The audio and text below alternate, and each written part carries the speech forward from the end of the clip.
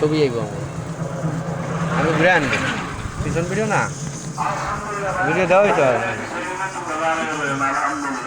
দেন আমি ধরতাম না আমরা এখন আছি ভোলা ঘুঙ্গারাট বাজার পার হয়ে লেকচাকান্দি বলে ওই জায়গাতে আছি, মানে শেষটি তলার কাছে আমরা ঘুরতে এসেছি বাজারে আছি। এই যে বাজারটা নিয়ে ভিডিও করতেছি। আমরা এখন অটোতে আছি, ঘোরার জন্য আসছি। ভোলা শহর খুব সুন্দর শহর বলে দেখতে আসছি আমরা। আপনারা লাইক কমেন্ট দিয়ে আমাদেরকে সহযোগিতা করবেন।